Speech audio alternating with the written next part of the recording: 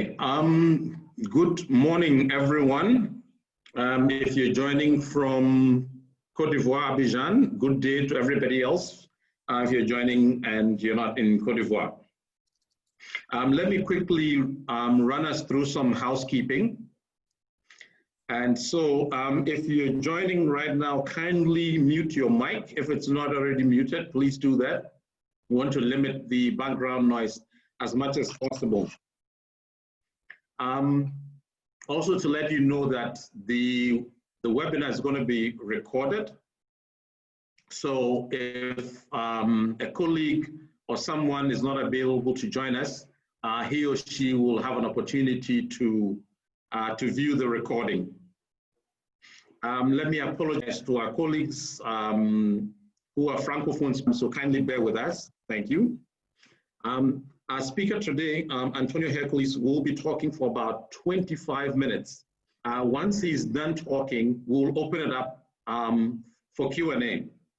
Right, so there are two ways we're going to do this. You can either raise your hand, and for those of you who are not sure how to do that, if you go to the participant at the bottom of your screen and you click on the participant icon, it will open a panel to the right of your screen where there are three buttons at the bottom. One says invite, the other says mute me, and the third says raise my hand. So you can raise your hand once you click on that, and then you will be asked to unmute your mic, and then you can pose your question. Alternatively, you can just go to the group chat, which again is at the bottom panel. You click chat, and then you can key in your question there, and then Antonio will respond to your question. All right. Let me please, if you're just joining us, kindly mute your mics. Thank you. I know I can see people joining, so if you do that for me, I will appreciate it. All right. Just a few words about Antonio before I give him the mic, and then he tells us more.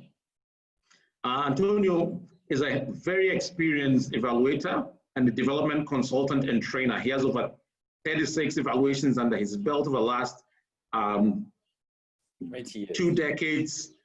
He's been working more recently on rapid evaluations, on country level implementation evaluations, capacity development, and also evaluation of policy development.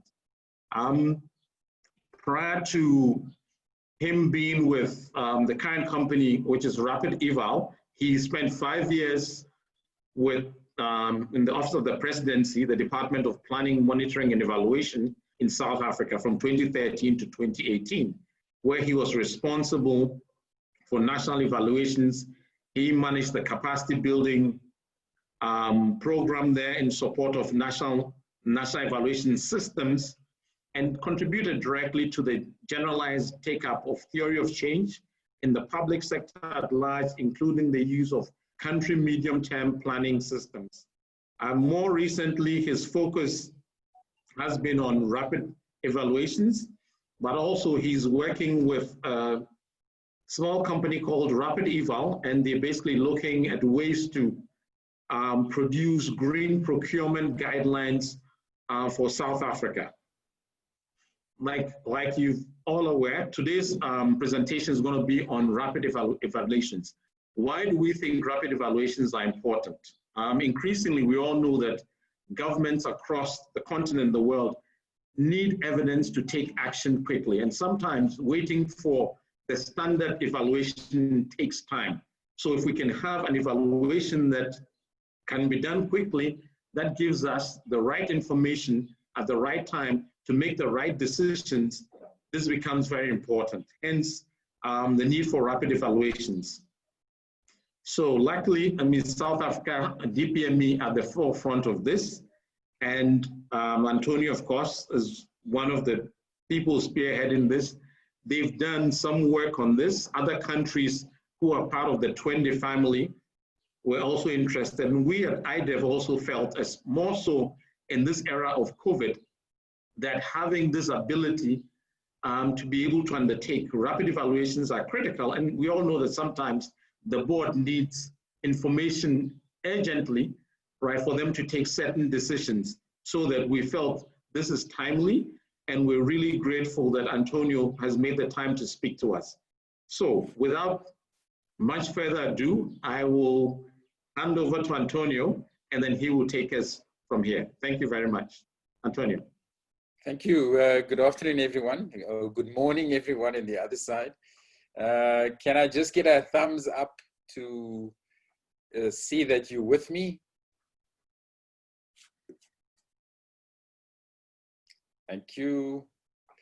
I see most of the participants have muted their mics. Thank you very much.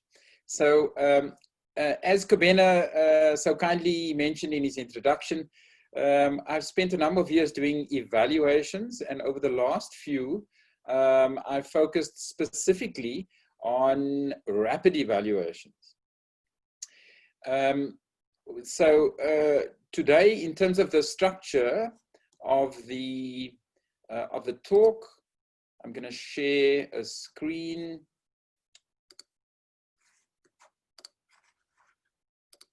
This is basically the structure of my talk. An initial introduction to rapid evaluations, their general purpose amongst other approaches to evaluation, the approach and methodology of rapid evaluations, the benefits and some limitations of rapid evaluations, and the general value offering. And then I'd like to look at two case studies of recent DPME, the Department of Planning, Monitoring and Evaluation, that is still in the presidency, two recent rapid evaluation studies or using a rapid evaluation approach.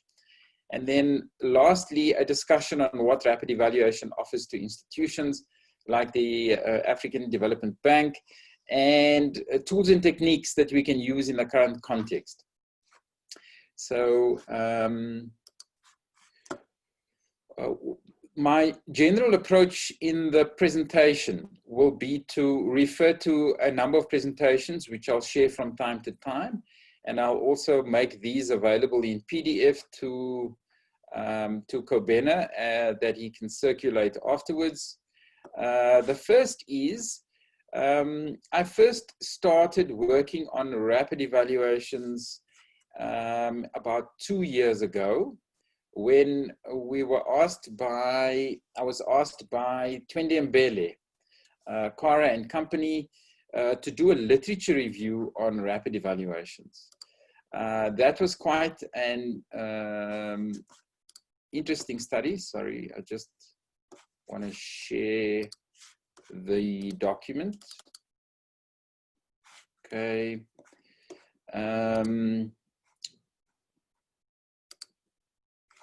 Share the screen.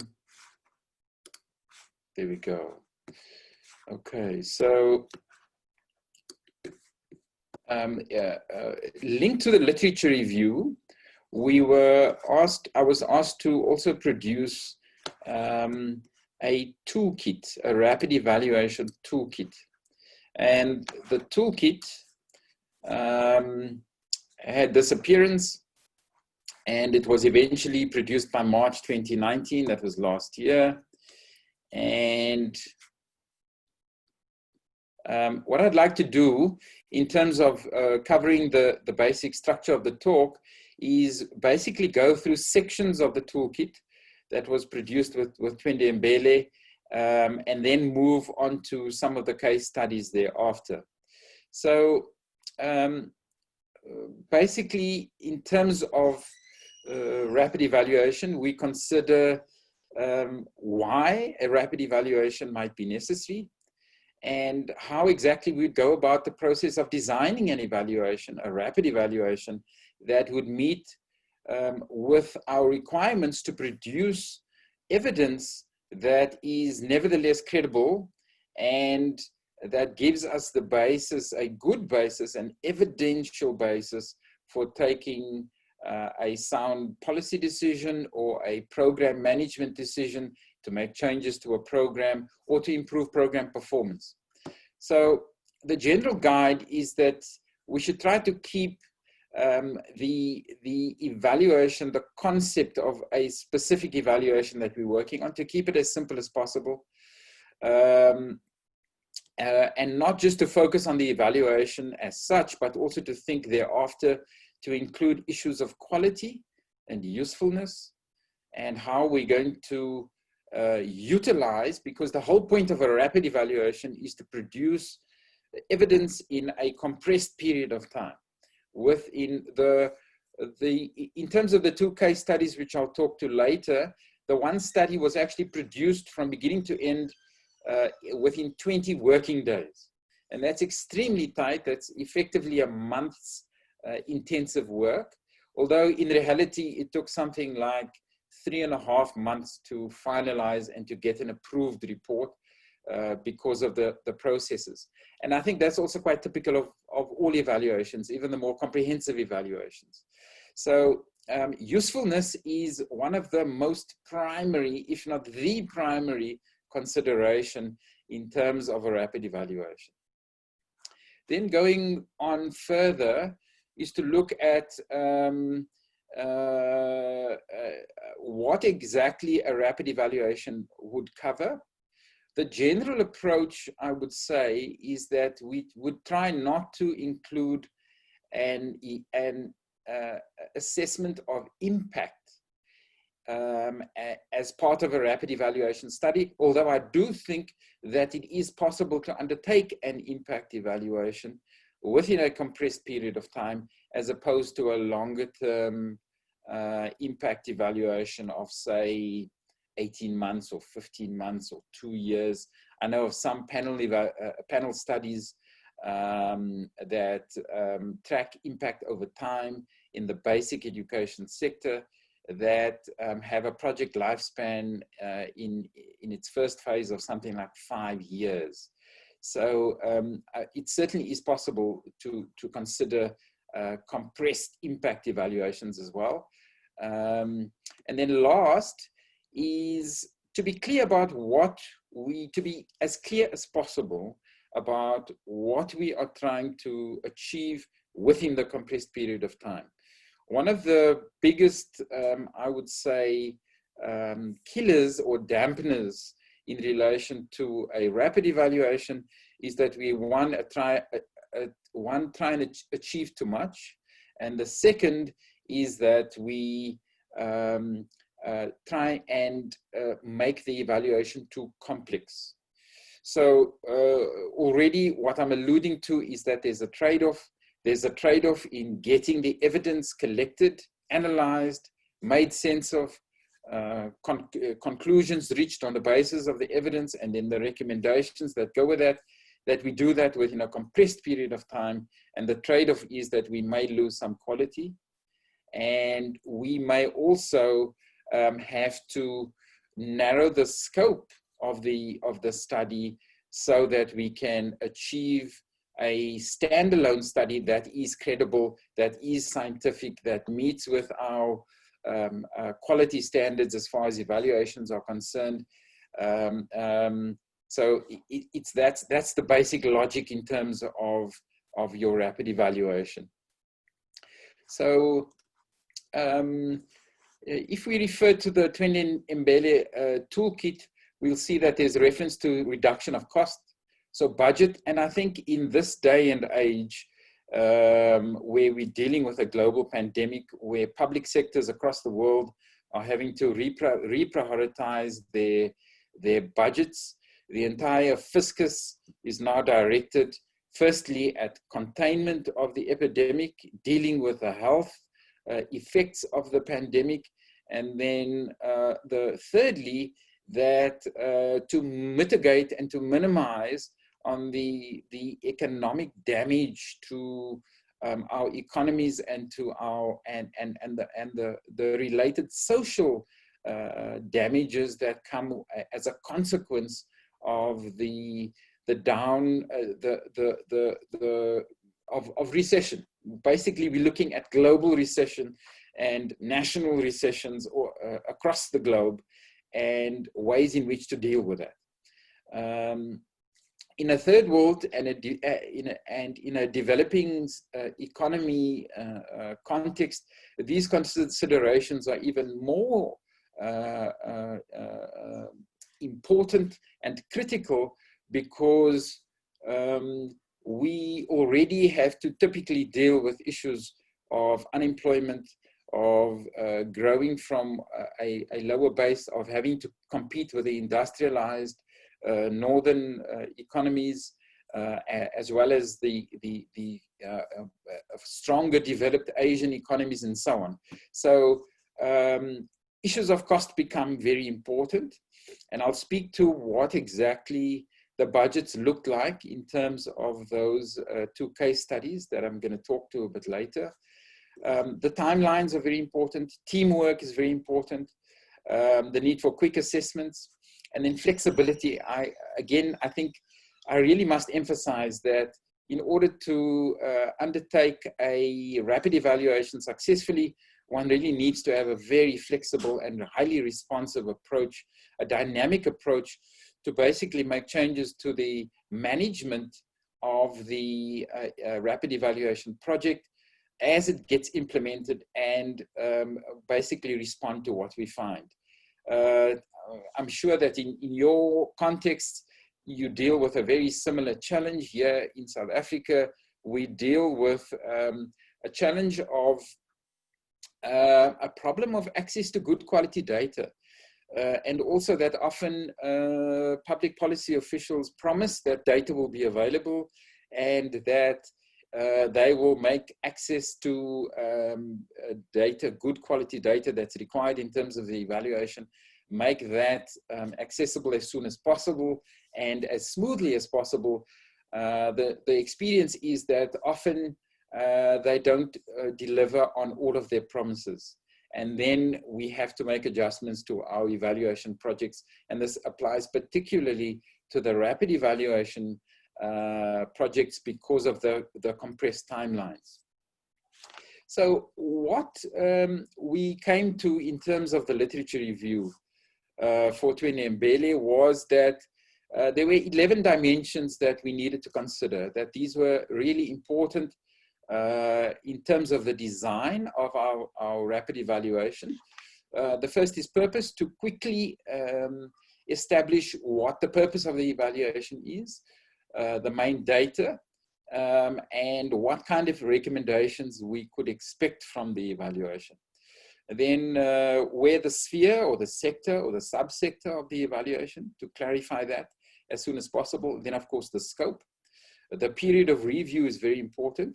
It's interesting that we were able to do a rapid evaluation of DPME's evaluation training from 2012 to 2018. That's a 6-year period of review. We were able to complete that in our rapid evaluation that I'll talk to in a bit. So then what I proposed in terms of key evaluation questions, is that using this flexible approach, we try and establish nevertheless what the main results are of the object of the evaluation, whether it's a policy or whether it's a program or the performance of a government strategy or whatever. And then also try and identify strengths and weaknesses, and then at the minimum also include gaps and recommendations. So this is what we have proposed in terms of a reasonable set of expectations, what we could expect as the main contributions from a rapid evaluation, even though it is compressed, even though the scope might be more limited. Then, as I referred to, in terms of design, the trade-off between research rigor and usability. So I'll speak to, for example, the sampling in the DPME's evaluation of their evaluation training. I'll speak a bit about that. And of course, the need for more limited expectations in terms of what we can expect then from the evaluation.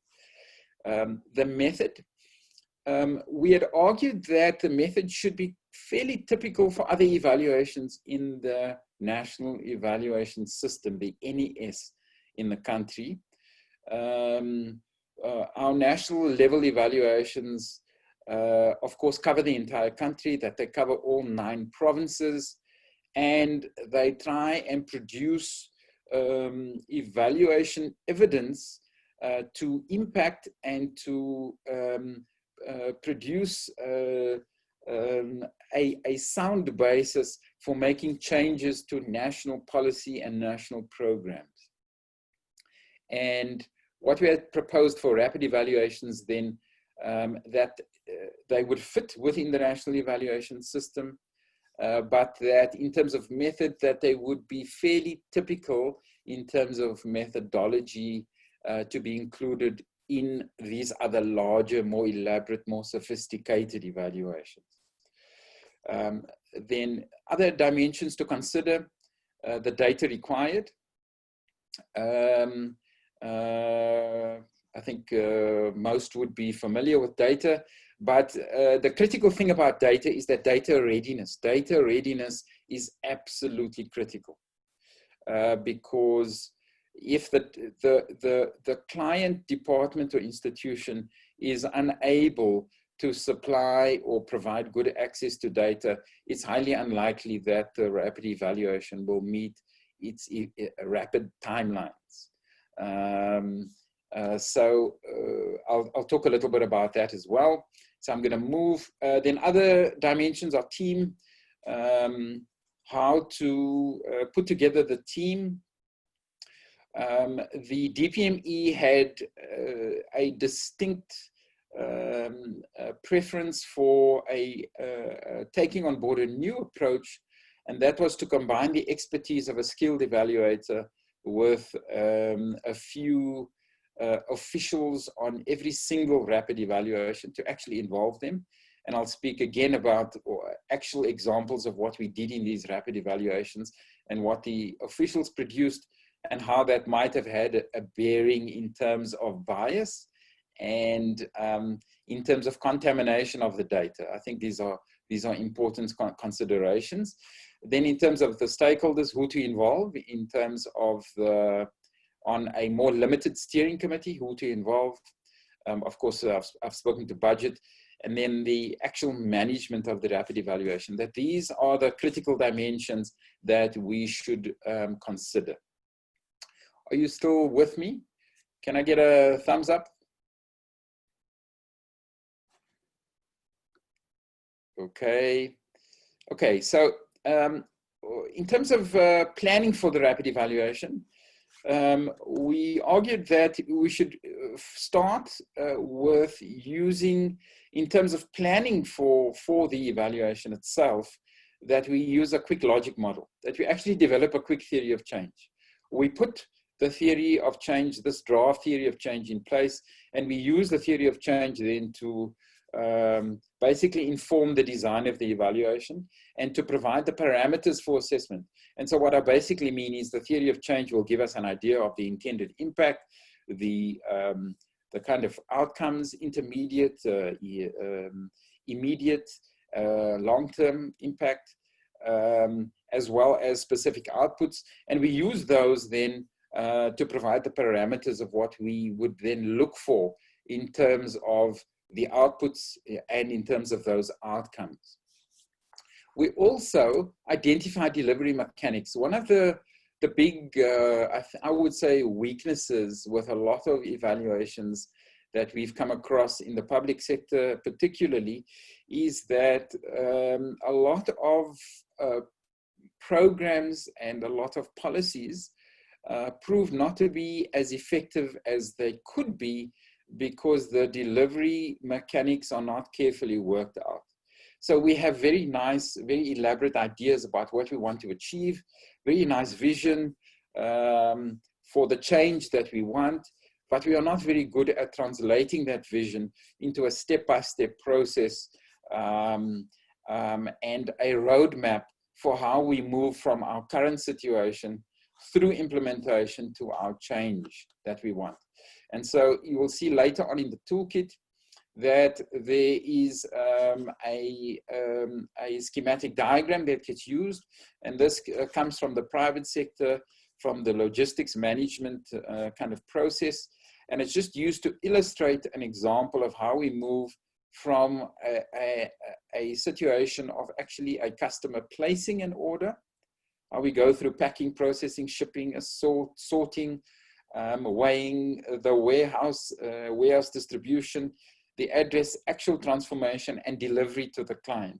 And we could use a similar kind of process in terms of policy delivery mechanics to look at land reform, how we go from an idea of delivering, let's say, subsidized housing to poor communities, and how we actually deliver that house within our timelines with a very clear implementation process. And what's very nice about this kind of approach with this kind of picture is that, first of all, stakeholders can visually identify what the process is, but also it enables us to have a clear understanding of what we might look at in terms of the indicators for the measurement of performance in each of these different areas of the implementation value chain, as it were. So we can argue that this would take on the picture of a policy value chain, and that each aspect of the policy value chain can then be assessed and evaluated in terms of, let's say, what this diagram refers to as packing. What would be the key performance? What would be the key performance indicator for packing? And then once we have an understanding of that indicator, it becomes then much easier to measure. So to go back, we then use, we argue that we can, even though it's a rapid evaluation, we can cover 4 of the 5 DAC, Development Assistance Committee. We can use 4 of the 5 evaluation lenses, or those criteria: relevance and appropriateness, effectiveness, efficiency, and sustainability. We can use that as a matter of course in our rapid evaluations, and you will see that impact has been deliberately excluded from that list. And then, of course, we go through to structured data review and analysis. And in a nutshell, we then have the process, the rapid evaluation process, for how we get to our conclusions and how our recommendations. Then in terms of some of the key, what we can learn from implementation, here's an example of some of the key aspects. Did we identify clear objectives? These are the 5 questions we can ask. And if we get answers to these, then we'll have a very good idea of what's happening with our policy or our program or our intervention. Did we identify clear objectives that support wider policy or program or project or institutional goals? So there we constantly go back to the initial design, conceptual design. Secondly, we look at the results, outputs and outcomes. Thirdly, we get an idea of the main strengths and weaknesses. Then we look at the mechanics, the right delivery systems and processes. And last, we look at efficiency. We look at time aspects, focus, targeting. And there are 4 initial questions and then 3 additional ones. The 3 additional ones look at efficiency and management. So there's your efficiency. There's financial efficiency also. That looks at budget and how it was used. And then lastly, what we can learn from the implementation and what we might do differently next time. That looks at management, administration, and so on.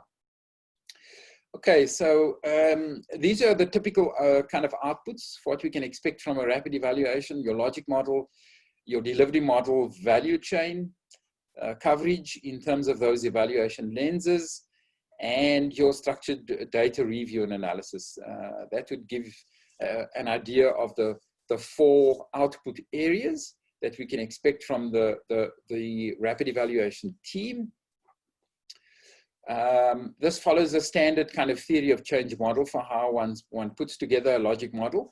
I'm assuming all of you are highly familiar with the theory of change model, and therefore I won't spend much time looking at it. when we make the toolkit available, you'll see also typically what are the kind of 7 elements that we would typically expect to cover when producing that theory of change. We use the theory of change then to assist with clarifying the value chain and the mechanics of implementation. And that basically then gives us, with the lenses that we have, it gives us an idea of the engine or the motor of delivery and what we can expect in terms of performance. So here in this diagram, we typically look at all of these different dimensions of evaluation. I'm going to move now. I don't want to speak too much further on the toolkit, but I think that what it raises is also very importantly the aspect of usefulness. Whether the rapid evaluation has delivered, first of all, in terms of the evidence, has it delivered value? I think in order to persuade policymakers, we have to produce evidence that is credible and evidence that can stand the test of public and private scrutiny, particularly when our evaluations are made public. So that's the first kind of check box that we've got to get ticked. Then the next one is how the rapid evaluation actually gets used. We have to be quite clear from the beginning how we intend to use it and in what process we will be using it, in what form the rapid evaluation will be presented, and kind of what we can expect then in terms of that process, whether it arrived on time. It's pointless undertaking a rapid evaluation with a timeline of, let's say, 60 days, and then 12 months later, we haven't produced the rapid evaluation. I think let's end there. And let me conclude by looking at, taking a quick look at the case studies. Okay, so I'm going to share another screen. The first rapid evaluation that I'm going to talk to briefly.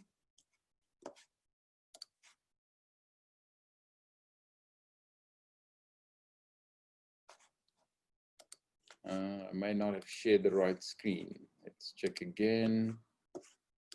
Sorry, wrong one shared. Okay, so what we have here is a rapid evaluation of DPMEs.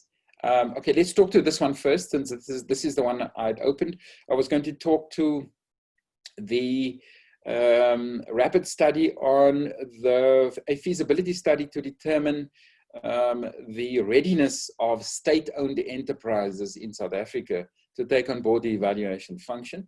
But let's talk about DPME's evaluation training. The training was delivered, a suite of courses over 6 years, 2012 to 2018. And the suite of courses for the purpose of the rapid evaluation was divided into a suite of courses for executives in the public sector. So typically director generals, deputy director generals, and chief directors. So that suite of courses fell under the mantle, and some of you may actually have participated in some of these courses from time to time. They are referred to as evidence-based policy making and implementation, EBPMI. They refer to as EBPMI, and they were delivered for the DPME by the University of Cape Town as the delivery partner. And so that's the one set of evaluation courses. The other set of evaluation courses basically was a broad set of courses that spoke to the design of evaluations, the management of evaluations, the procurement of evaluations. All of these things that I refer to are for evaluations in the national evaluation system. and they were meant to build the capacity of officials who were relatively new to evaluation, but had been appointed to take responsibility for the design and for the commissioning of evaluations and the actual implementation of evaluations in the government system. So you have a suite of courses designed to build the capacity of actual implementers, public servants that would implement. And then the other suite of courses that I referred to initially, they were for the managers of the public sector, the high-level executive managers. So in terms of the evaluation parameters, these were the four dimensions. You can see the dimensions: relevance and appropriateness, effectiveness, efficiency, and then other considerations. You can see that impact was excluded, and these were the evaluation questions. So the first question, of course, deals with alignment and whether it was relevant. Next, what was achieved, the results, the outcomes. There is reference to impact, but we didn't really speak to impact at all. Did officials actually learn what was intended? How many officials were trained? So we get good empirical data. Were the targets achieved, and was the training model effective? We really want to know the answer to that question. And it's important to note that this study was to inform DPME's strategy as far as capacity building and support to officials in the public sector for the coming 5 years, for the next 5 years. South Africa typically has a 5-year horizon, planning a medium-term horizon for planning in the public sector. And this study, even though it was a rapid evaluation, was to inform DPME's strategy, inform the budget requirements, all of these things for what DPME would do with evaluation training going forward, and how it would go about it in terms of the modalities, the implementation modalities of the training. Then an important question was there good value for money? So you can see, you can see that it's a fairly comprehensive scope. You could take the same evaluation parameters and develop and design a more comprehensive evaluation over 12 to 18 months. And so I think what should be clear just by looking at the evaluation parameters is that we cover the same ground, but with less complexity. We cover the same ground, but with a smaller sample. Or I'll speak to the sampling in a second. In fact, it wasn't a smaller sample, which shows again the robustness. If the rapid evaluation approach is robust, it'll handle whatever, or I shouldn't say whatever, I should say it should be able to handle in a dynamic way some of the key challenges that we might come across from time to time. And then also in terms of the actual scope and expectations from the consultants, what we can reasonably expect from consultants. So this study was meant to be completed within 60 days. We took slightly longer, and we completed it in about 3 months and a bit. 3.5 months, which is not bad, considering that we ran into a number of obstacles along the way. One was that we didn't get access to all of the data that was promised to us. We got no access to data on the efficiency aspects. I think it may be because the questions were considered sensitive. It may be that the SCM and finance people in the institution and in the public sector felt that it was confidential data and that it was too sensitive, and they didn't want it to be revealed. For whatever reason, we didn't get good access to the efficiency data, and as a consequence, we couldn't answer the efficiency question. So there's a very clear consequence as a result of not getting access to the data. That's despite there being a very good relationship between the consultants and the managers, the public sector managers that were involved. There was a little steering committee that consisted of the NSG, the DPSA, and the DPME. And despite that, we still couldn't get access to good quality data. But we were able to answer 3 of the 4 key evaluation questions. And to give you an idea, so in terms of actual methodology, you'd be interested in the methodology, of course, because and of course the methodology flows from the design. The evaluation covered in a standard way document review, so literature review, that's covered. All available documents related to the evaluation, to the EBPMI and the MCE courses. This is the managing and commissioning of evaluation courses. That's 2012 to 2018. We did focus group discussions where possible with available DPME and NSG officials. And we did a national survey.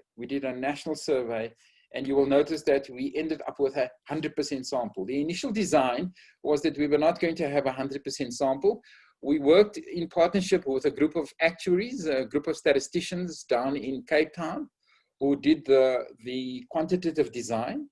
And initially, they had selected a sample of a sampling design that we would that was based on the assumption that we would have fairly good access to officials in the data set. What was quite good was, of course, that there are attendance registers for each of these courses, these suites of courses, these sets of courses for both the EBPMI and the MCE courses. And we then randomly selected the officials that we would contact via an electronic survey, so an online survey. And it's interesting that we actually got quite a very good response rate for online surveys, at least I think 3 to 5% better than a typical response rate for similar, for online surveys in general, and for email surveys. So there was a national survey, and we ended up with a 100% sample because we found that some of the contacts had actually, you get degradation of your contact list. So people change institutions, they change email addresses, they change telephones, and they basically become uncontactable. And so as a result of that, we then decided as a management decision that we would then undertake an evaluation of the entire sample. So something like, I think, I can't remember, 2,000 participants had passed through DPME's evaluation training. And we then selected a sample based on all of the available contact information that we had. There was then data analysis. We used Kirkpatrick's 4 levels of training evaluation, because this is a training evaluation. And we produced lots of good quantitative data. In terms, so the findings were structured in terms of general feedback, learning of the content areas, to what extent learning had taken place, findings on the actual training delivery, the overall effect. So here we're beginning to see emerging impact, but we were very clear in terms of how we wrote up our conclusions and recommendations that those were not findings related to impact. And of course, your summary feedback. So in a nutshell, there's your first case study. Obstacles we ran into, particularly, as I mentioned before, access to data. The budget was a constrained budget.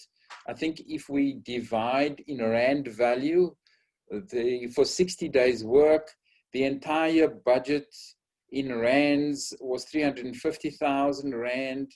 And that was for the work of the actuaries as well as the evaluator and in dollar terms, we could divide that basically by 20 to get an idea of how much that would cost in US dollars. So you can see a very relatively small budget, but we were actually surprised by the quality of the feedback and also the response rate that we achieved on this particular evaluation. Okay, so I'm going to close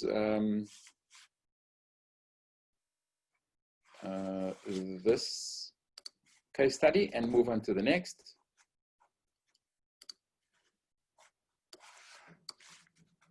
Okay.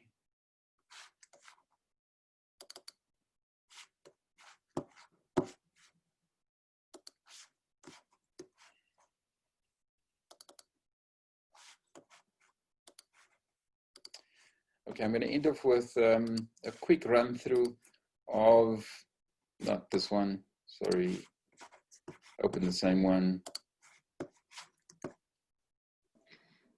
Hi, Antonio. Yeah, yes. I was just wondering if somebody has a question, can they ask, after this first case study, or would you want us to go through everything before any questions come through? I'm happy to take questions. Okay.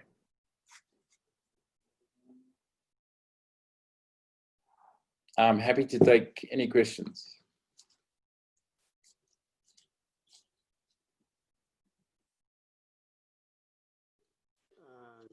Antonio? Yeah, so I think Fasil has a question. Okay, your mic is open, Fasil. Yeah, Antonio. I can barely hear you, Fasil. Okay. Hello, Antonio. Can you hear me now? Yes, a little bit better. Okay.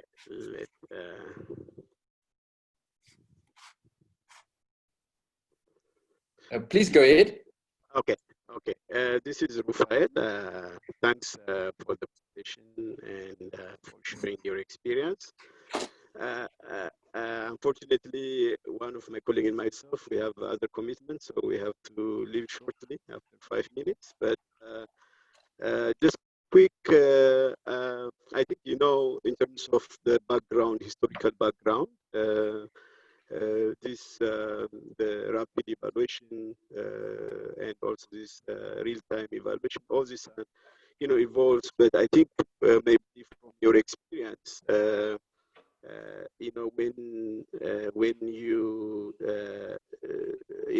you want to speed up the space, balance between the speed and credibility is a challenge. And for me, this is not new, as you know, it's over 3 decades. WHO starts this exercise and then finally upgraded into real time. And there is historical background, but for me, I think we need to be a bit balanced, and we need to think in terms of what is the objective of this exercise, this evaluation, because credibility and trustworthiness is important.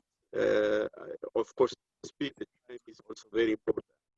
So for me, especially when you want to credibility, you need to engage with a diverse audience. For example, within the bank, we have the board, we have the management, and other stakeholders, and there are disagreements. If there is, for management, for example, WHO, they use this tool and others. When you have, more or less the same opinion, and there is no such disagreement between different views, but you need time to engage with all these ones. So I just want to how you try to balance, especially in the complex environment. It's good always, especially with this pandemic, to respond, but at the same time, we need to strike the balance. So just want to hear your reflection. Thanks.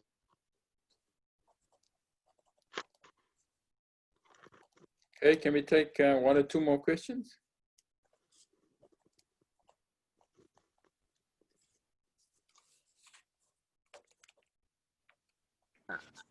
Hello. Hello. Yeah, this is Ekua Arthur.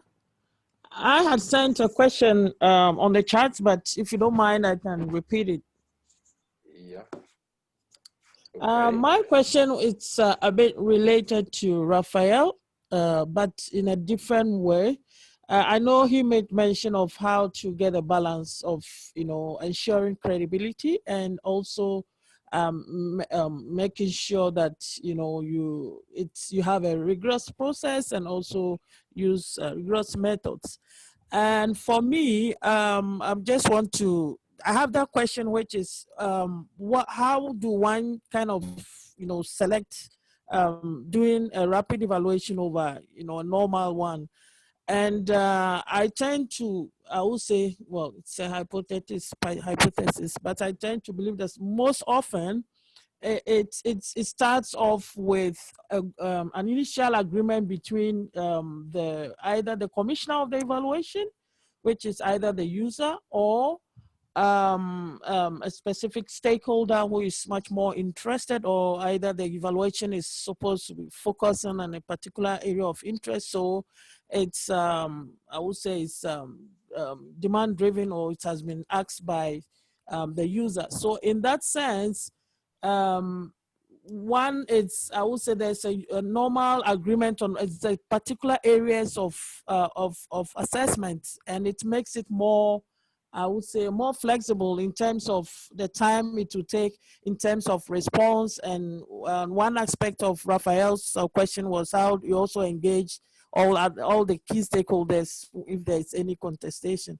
So for me, I want to find out from you, in this case, was it something that the DPME had requested earlier on, or you discussed earlier on and agreed on areas that you were going to evaluate or not? And how did they, that decision also came up? Sorry, I logged in a bit late, like 10 minutes late, but if I had missed that point, if you can just share a bit of light on that. Thank you.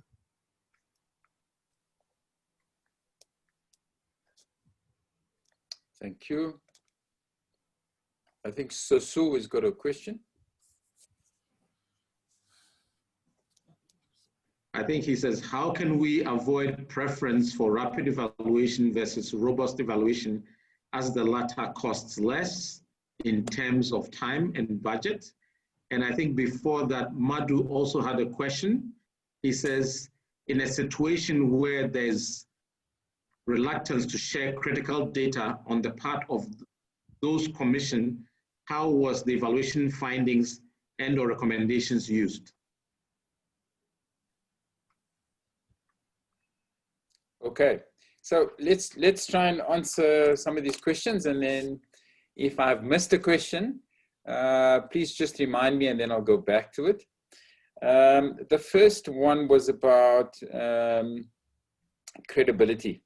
So obviously, in order to achieve a let's call it credible evidence that can be used for decision making, we have to ensure that we comply with what is considered to be acceptable scientific practice in the science, the very inexact science of evaluation.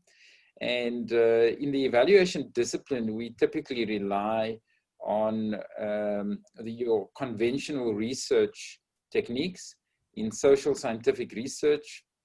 And we also methodologically will utilize approaches, methods, and instruments that one would typically use in conventional or typical social science and research in other sectors, in the economic sector and in the health sector and so on. So we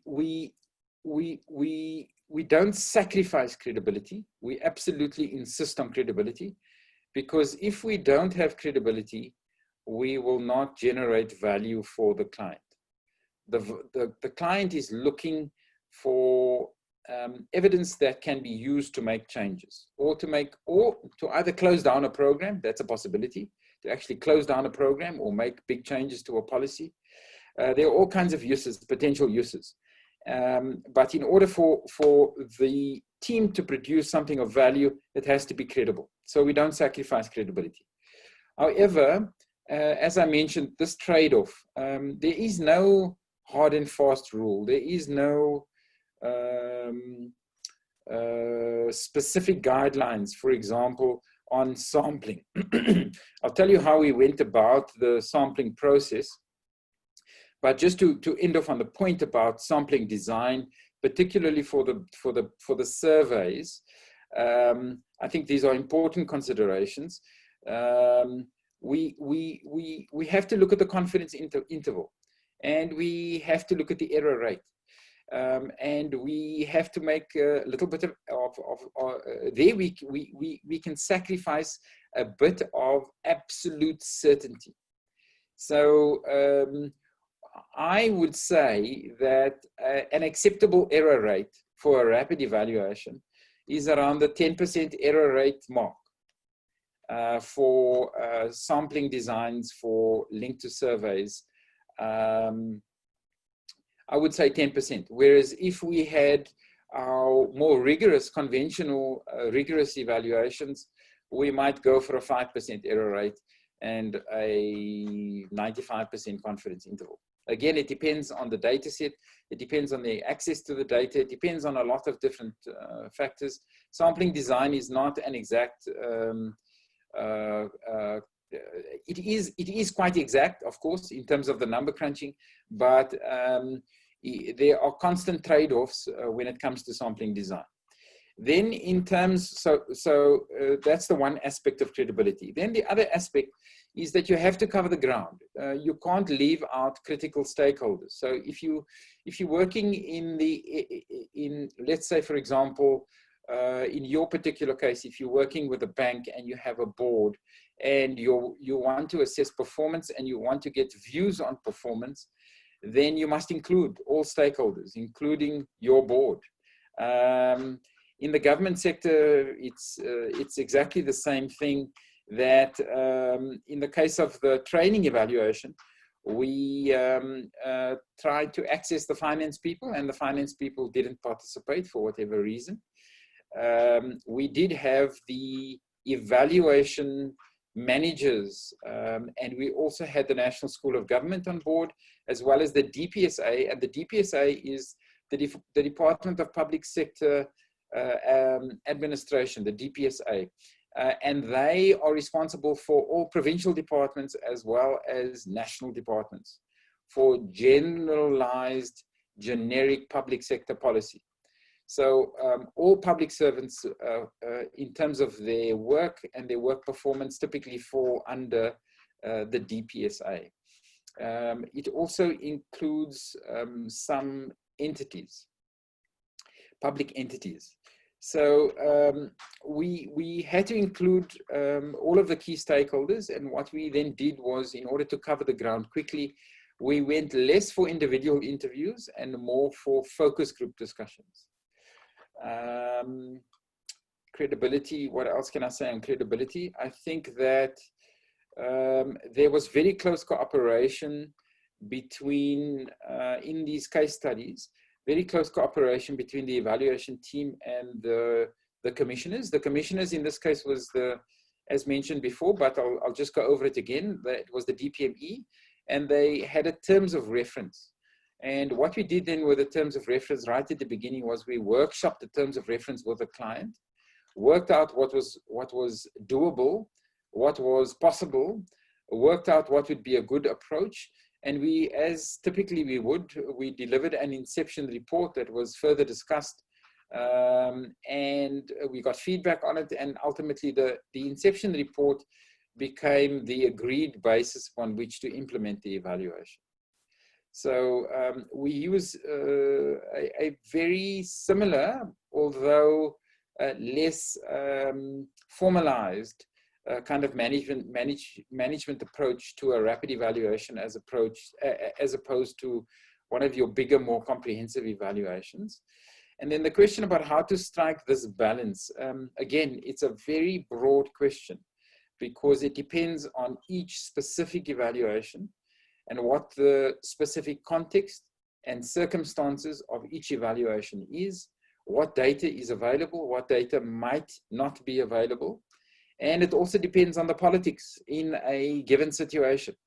One has to basically be using a very flexible approach. One has to adapt to what one finds and try and exact within the constrained period, try and exact the best possible value from the project. The second question about when to select rapid evaluations. I think I've spoken to how the evaluation was agreed in the case of the DPME. When to select rapid evaluations, I did mention early on that we select rapid evaluations when we want to spend less on evaluations, when our budgets are constrained. We go for rapid evaluations when there's a lot of pressure to produce evidence in a short period of time, and we have policymakers that want to take urgent decisions. Then rapid evaluations work quite well. And if you're familiar with our public sector, we are constantly putting out fires, and there's constant urgency, and rapid evaluations speaks to the frustration from public policy managers as well, that our bigger evaluations in the national evaluation system took quite a long time. Some of our evaluations took, on occasion, 2 or 3 years to emerge before they were approved and before they were made public. And if one juxtaposes that with the political term, a 5-year political term, then you've got a problem, because policymakers want to take quick decisions, and they want to show demonstrable value to their constituencies, or whatever constituencies they may wish to win over.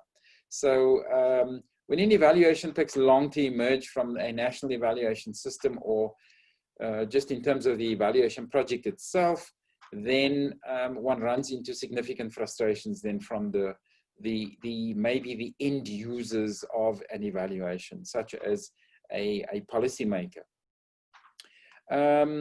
And then,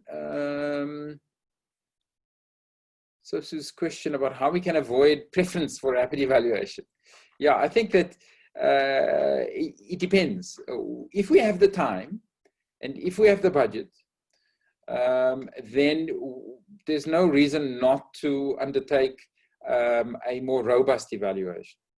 And particularly when we can plan for these robust evaluations, when we can budget for these evaluations, and we can know that, let's say, in our political term, oh, by the way, in South Africa's medium-term planning system now, it is compulsory, it is mandatory for all government institutions in the national sphere, as well as the provincial sphere, and also all public entities, national and provincial public entities. So you're talking literally, I think, I stand to be corrected, there are something like 700 public entities, and about 500 in total, 450 to 500 national and provincial institutions. So, and that includes the offices of the Premier.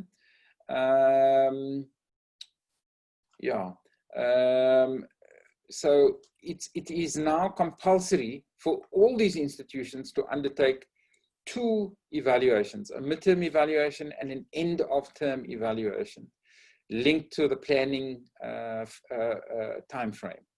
And so when we have this kind of situation where departments, let's say when they putting their plans together for their 5-year periods, that they know that there is an evaluation happening in 2.5 years, and they know that there's another evaluation happening in 5 years, and they have the budget, then they can actually start undertaking the evaluation well before the delivery date, the expected anticipated delivery date of the evaluation report, and they can build in a robust evaluation.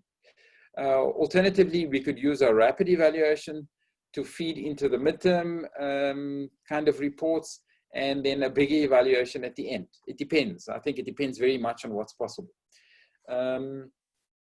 I think, shall we look at the additional questions that are coming in? Yeah, because I think what we could do is there are 2 more, one by Foden, or 2 by Foden and 1 by Debazu.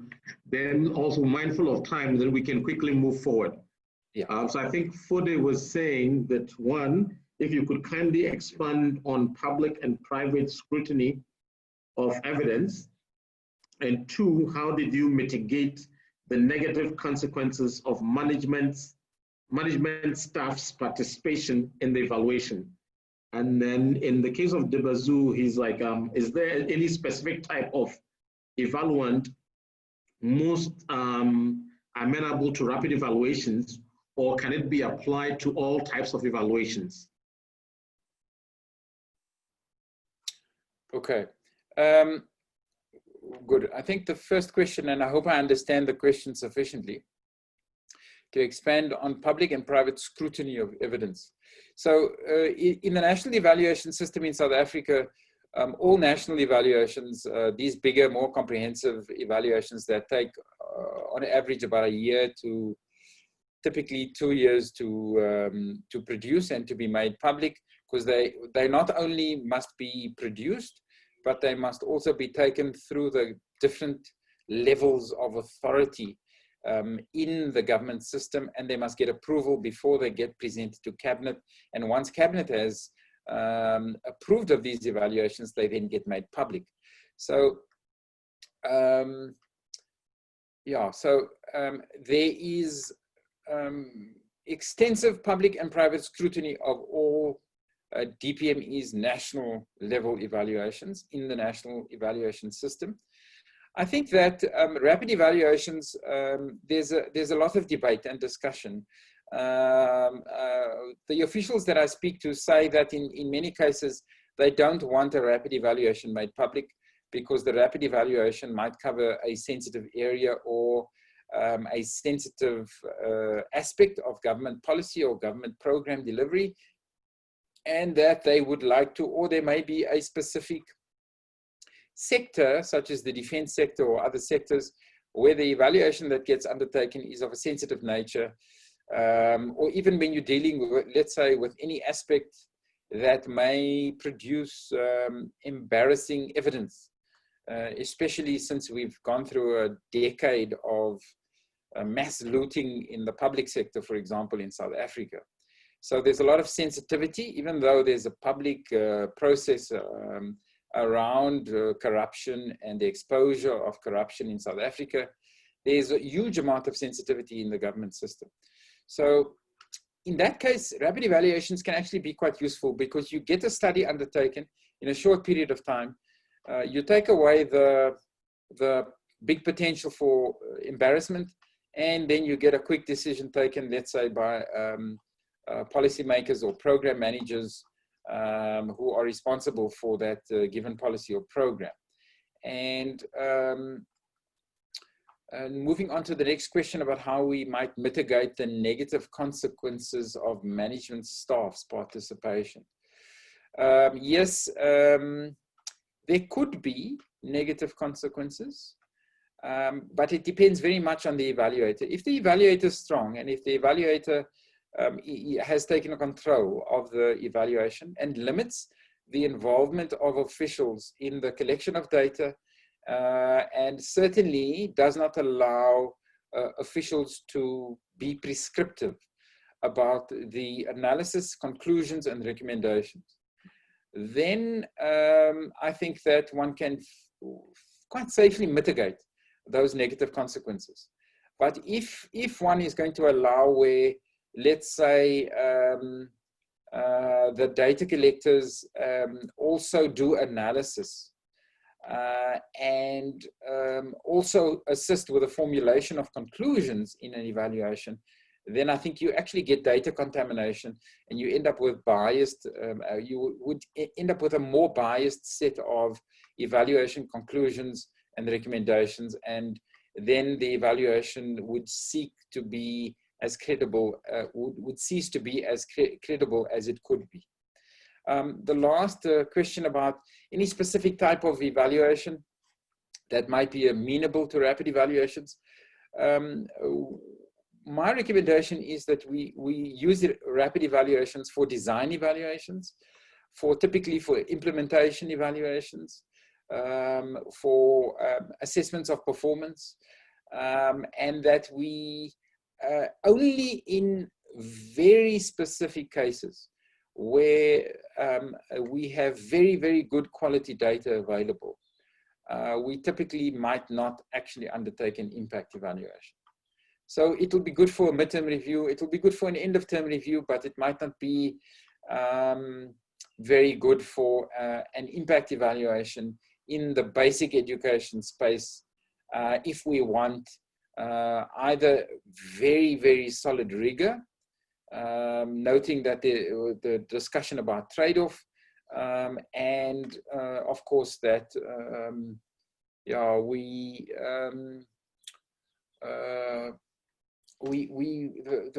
the quality of the data is there. If the quality of the data is there, then we can make many choices within that flexible approach, and I believe we can undertake a good rapid impact evaluation.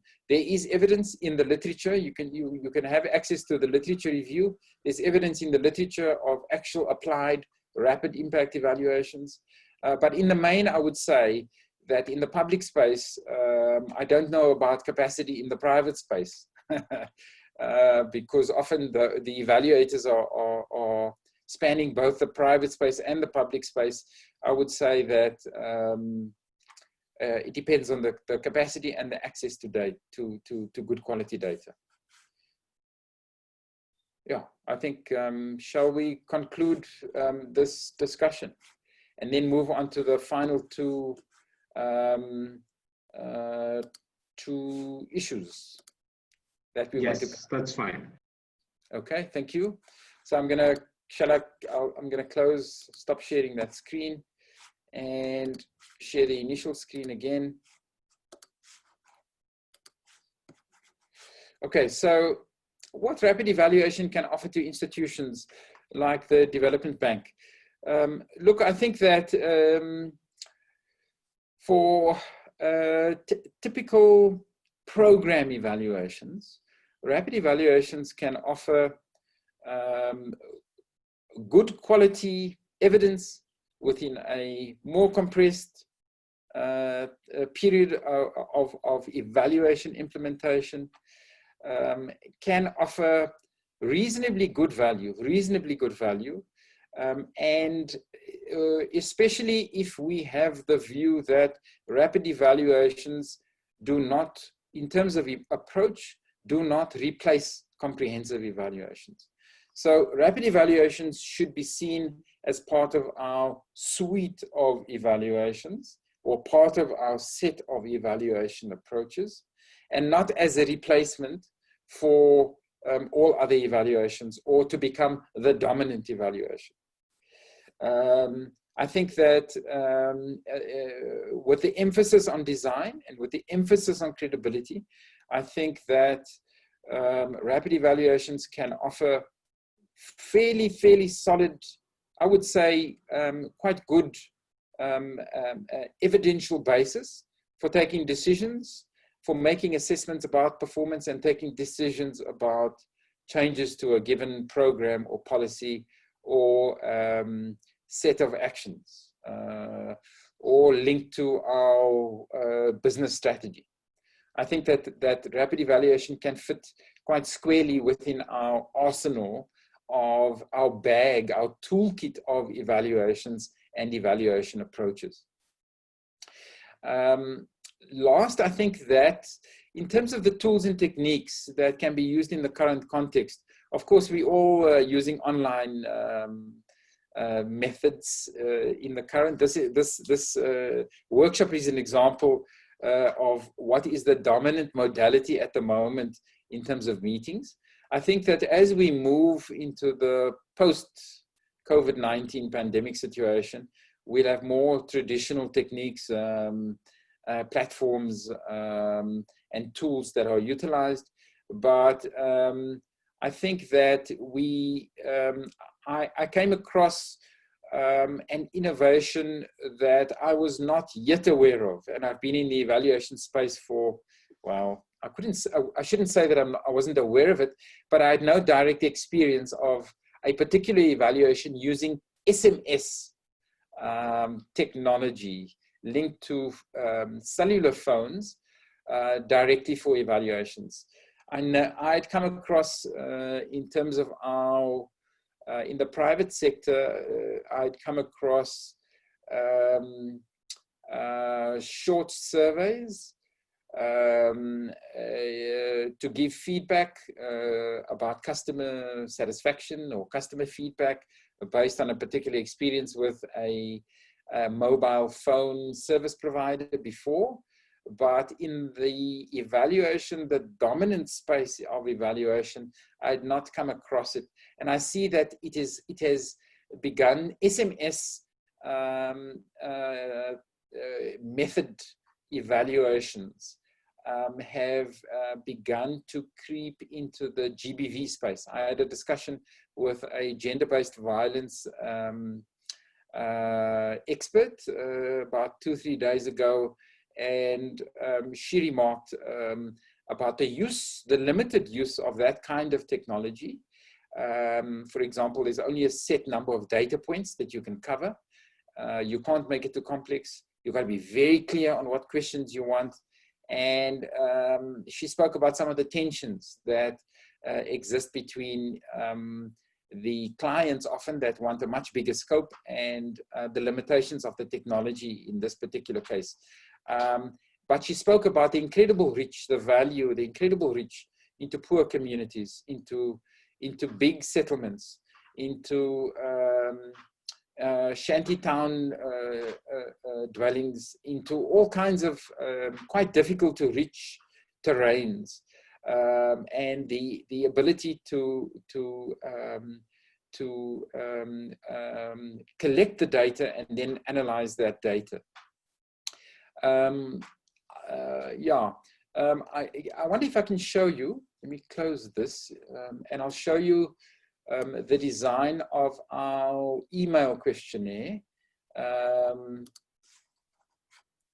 Whoops. Yeah, so I'm going to stop that share, and then I'm going to share the instruments.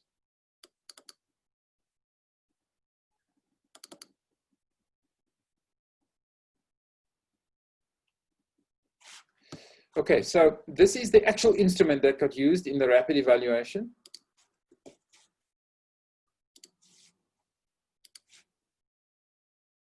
Okay. What we have here is the actual instrument that got used in the rapid evaluation of DPME's evaluation training. Here you can see the suite of courses we focus on here. There were 2 instruments, because we had 2 different suites that we covered, suites of courses. So here we covered the EPPMI courses. And this is the particular official who fills in her details and a contact number. And you can see here that this is the completed instrument.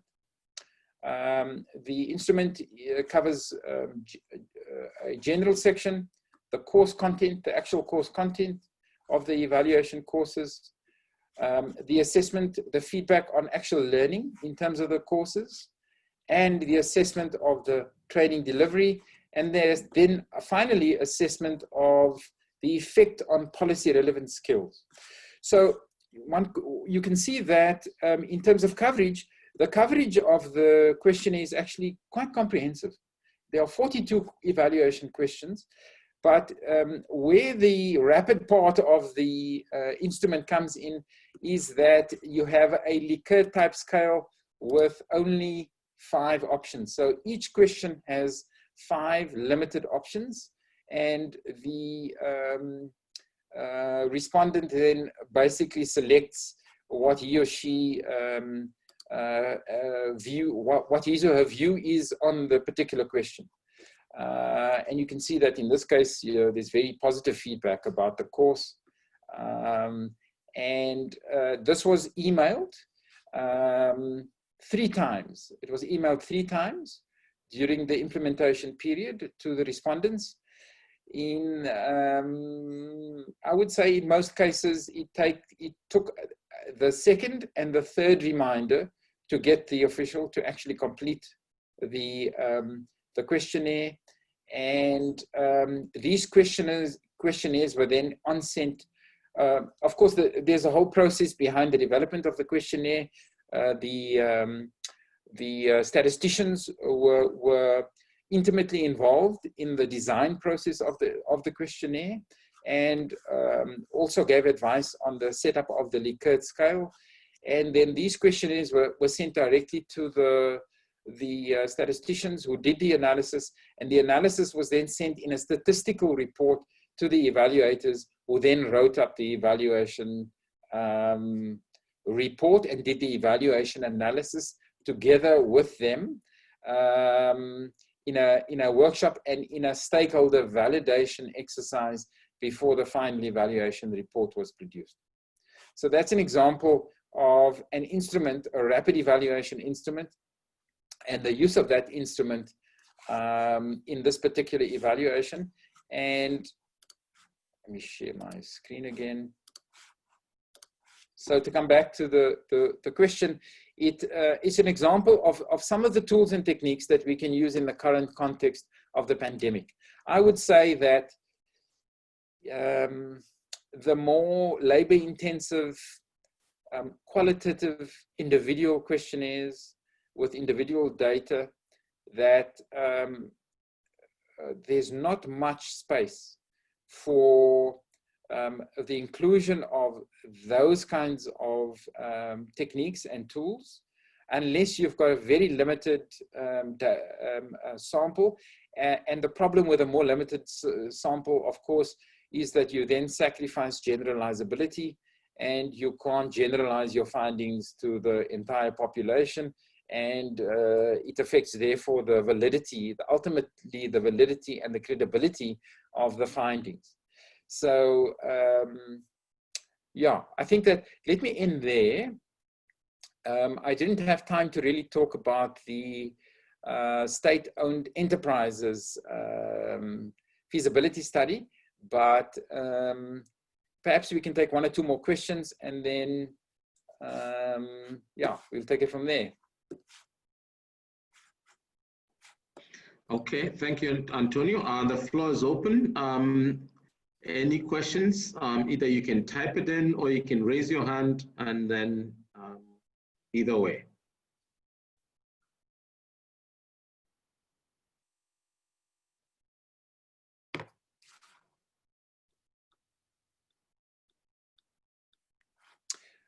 Yeah, okay, so there are no more questions. I think I have Yes, covered. I don't see any questions coming in. All right. So maybe I would like to assume that, you know, everything was well understood, that colleagues, you know, understood everything well and appreciate the presentation. Hi, so, Pablo. Oh, hi. Sorry, there's a question. Yes. Well, I was saying, I was leaving the opportunity for others who have not asked, but if no one is asking, I will just quickly maybe ask this question to Antonio, if you permit. Sure, go ahead. Just to draw in more on the tools, the methodology. So if I do recall very well, he made mention of the inception report being discussed with the stakeholders. What I wanted to find out from him, was there a situation where the selection of questions, the selection of areas of focus, and the intended approach? So you decided you were going to do surveys. I assume you did some a stakeholder focus group discussions, or either of these methodologies. Was there an instance where, I would say in this case, your commissioner was DPME. Did you have any discussion on whether it was appropriate, or whether they want a specific, you to use a specific approach, or wanted to address a particular question? I'm asking this question because I had the experience of doing, I would say, some sort of rapid evaluation some time back in IDEV on a country evaluation for Kenya. And this was a specific request by the country office because they wanted to address certain things and they wanted to have a discussion with the government on certain aspects. So there was this situation of, you know, they had some questions up front, which we discussed.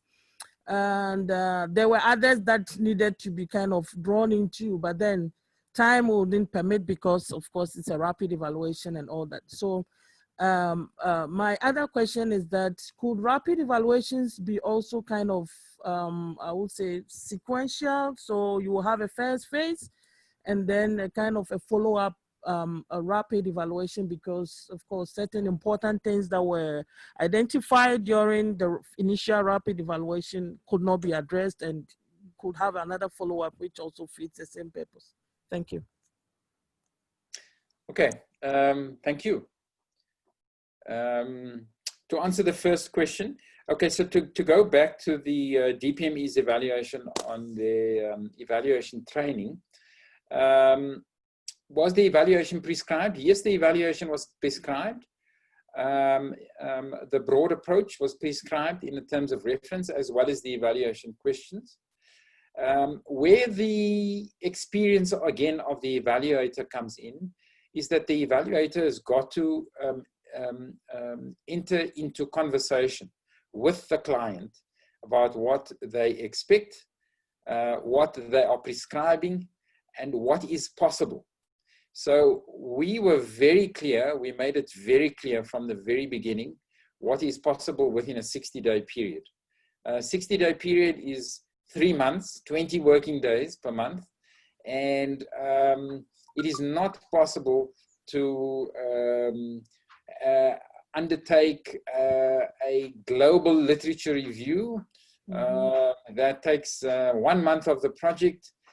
Before you start collecting data, it's not possible to do that level and that depth of actual evaluation work in terms of evaluation work output. It's not possible to undertake that level of work, that volume of work within a rapid evaluation. So we spent a lot of time, and that is why it's very good to have a space and a platform for negotiation with the client. A workshop is a good platform at the beginning of the evaluation where all the key stakeholders are brought in. The terms of reference is discussed. The initial proposal that led to the award of the evaluation, that gets discussed, and that then there is time provided to the evaluator to actually then go and produce that revised kind of inception report. So as much as the evaluation was prescribed, it was all aspects were agreed to, and where it was possible, where it was impossible to produce evaluation answers, the evaluation team was very clear in relation to the client, and the client was actually quite understanding at the end when they did not supply us the data on the efficiency aspects, particularly that financial data.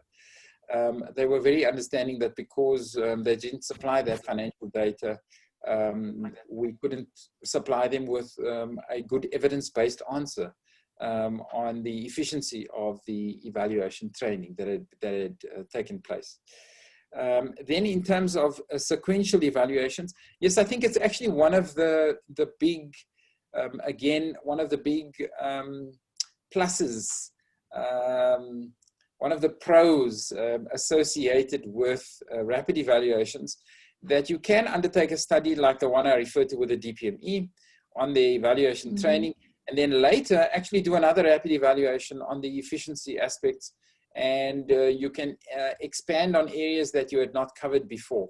And those two rapid evaluations actually would produce a more comprehensive evidence, a body of evidence that can later be used, perhaps when they want to assess, do a new assessment, to inform a new assessment of DPME's new evaluation training or the redesign of evaluation courses in the current 5-year period. We did make a number of recommendations for improvements, and I would say that in terms of government spend, the evaluation actually produced an incredibly good value for money, incredibly good value for money, because in many other cases, the budgets on our other projects have been very big or much bigger and have taken much longer. But materially, one can't really say that it has produced an associated value for money, a relatively much bigger value for money than the a similar rapid evaluation might have produced. So I think it's what rapid evaluations will do in the evaluation space and in the research space. It will begin to put a lot more pressure on those undertaking the bigger evaluations to really justify the work they undertake and the value that they produce in their evaluations. Yeah, okay. Thank you. There's a final question by Debazu. He says, what is the link between rapid evaluations and the COVID-19 context? I see that the need is more of methodologies that do not require in-person interaction. Yes, to answer you, Debazu, I think that the method, of course, is very prominent because of social distancing and our current fear of infection as a result of the virus. But I think that rapid evaluations also because of their responsiveness, and especially since the situation that we are facing globally, nationally, locally is quite new. It's really, really new. There's no precedent that we can readily refer to in the modern times. We go back to the Spanish flu. That's a long time ago. And in the modern context, there's no other similar situation that we can readily refer to, and we don't have a good evidence base upon which to take good decisions. So I think that rapid evaluations in this context, actually, again, because of its flexibility, it gives us very good responsiveness, but it also gives us an opportunity to feel out where we are unsure, to feel out without a big spend. And again, because there's pressure on the fiscus and on public resources, private resources, businesses are under a lot of pressure. Now, with the greater, let's call it the greater value for money offering that rapid evaluations potentially brings, we can feel out areas and we can undertake studies that produce reasonably good evidence that we can then use to take decisions about how we mitigate things or how we manage things, or to provide us evidence of what's happening on the ground. So the combination of the innovations and the use of technology together with how it flexibly can be actually implemented in the current context, I think that's where the trick will lie. That's where the magic of rapid evaluations will lie. I see there's another question at the end from Ajimoti. Yes, from Gilbert. And then he's saying, is there a difference between rapid evaluation and outcome assessments? Yes, look, rapid evaluation is an approach.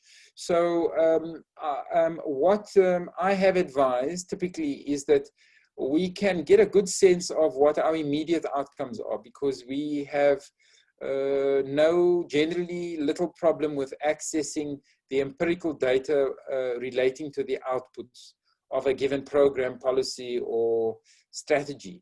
And we can speak quite comfortably to the immediate outcomes. Of course, when we go to the realm of the intermediate outcome and the long-term outcome, that's much more in the line of impact assessment. And I was at pains in this presentation to mention that we really need very, very good quality data in order to undertake an effective impact evaluation in a compressed period of time. So outcome assessment is in fact part of rapid evaluation and can be included. So they not the same thing. There is a distinct difference. Outcome assessment is included, and rapid evaluation is an approach, and basically relies on our existing kind of methods of evaluation.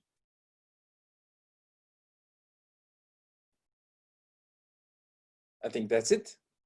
That's it. Well, I don't see any more questions coming, and of course, we're also running down the clock at this point. So, on behalf of colleagues, myself, I want to say a big thank you for making the time to speak to us about rapid evaluations. We really do appreciate that, and we look forward to once the toolkits and stuff are finalized, that we get an opportunity to have copies so that we can see how we can use this in our work. And hopefully maybe at another point in time, we'll see how best we can engage in another conversation. We'll definitely come knocking and calling on you again. So yes, we really do appreciate this. And I also want to say thanks to colleagues for joining. So thank you, Antonio. Thank you to Parfait and Kara for making it possible. And if there's anything you want to say, please go ahead.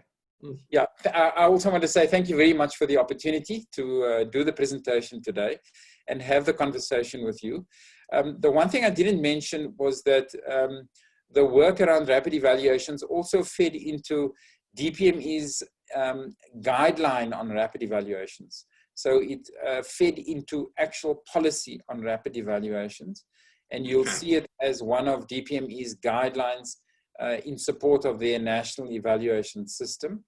And I see that the provinces have now also started producing, such as the Western Cape. I was asked to give feedback on the Western Cape's rapid evaluation guideline that they've now developed in line with the national policy they've started developing. And I think that we'll see a generalized ripple and an effect now as rapid evaluation takes root basically in the public and the private spheres. I can also make that guideline available because it has been approved. Okay, I think that would appreciate that. Thank you. Thank you very much. much. Thank you all, and making time to join. And thanks everybody for making this possible. Thanks. Thank you. Bye. Thank you. Bye-bye. Bye.